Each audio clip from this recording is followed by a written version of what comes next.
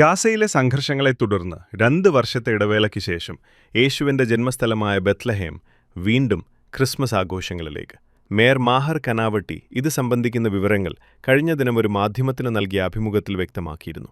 ബെത്ലഹേമിലെ ജനങ്ങൾ മാത്രമല്ല, ഗാസയിലെ ആളുകളുൾപ്പെടെ പലസ്തീനിലെ എല്ലാവരും ആവേശഭരിതരാണെന്നും മേയർ പറഞ്ഞു.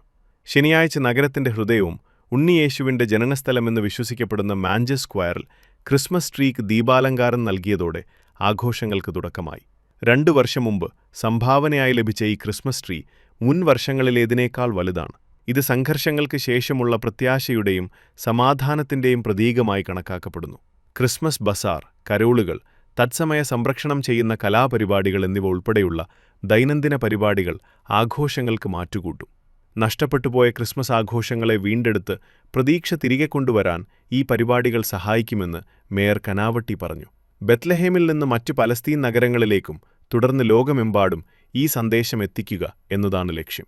ജാതിമത വ്യത്യാസങ്ങളില്ലാതെ പൂർണ്ണമായും എല്ലാവരെയും ഉൾക്കൊള്ളുന്ന ആഘോഷങ്ങളായിരിക്കും ഇത്തവണത്തേത്. എല്ലാ വിഭാഗങ്ങളെയും ഉൾപ്പെടുത്തിക്കൊണ്ടുള്ള ഒരു ബൈബിൾ അവതരണവും ഇത്തവണത്തെ പരിപാടികളുടെ ഭാഗമാണ്. മേയർ കനാവട്ടിയുടെ ഈ വർഷത്തെ പ്രാർത്ഥന നീതിക്കും ശാശ്വത സമാധാനത്തിനും വേണ്ടിയാണ്. നീതിയില്ലാതെ സമാധാനമുണ്ടാകില്ല.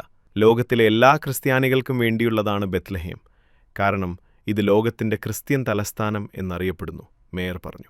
താൽക്കാലിക സമാധാന കരാറിനെ തുടർന്ന് ബെത്ലഹേമിൽ സുരക്ഷ ഉറപ്പാക്കുകയും തുറന്ന മനസ്സോടെ എല്ലാവരെയും സ്വാഗതം ചെയ്യുന്നതിനാൽ ആയിരക്കണക്കിന് തീർത്ഥാടകരും വിനോദസഞ്ചാരികളും ഈ വർഷം തിരിച്ചെത്തുമെന്നാണ് പ്രതീക്ഷ.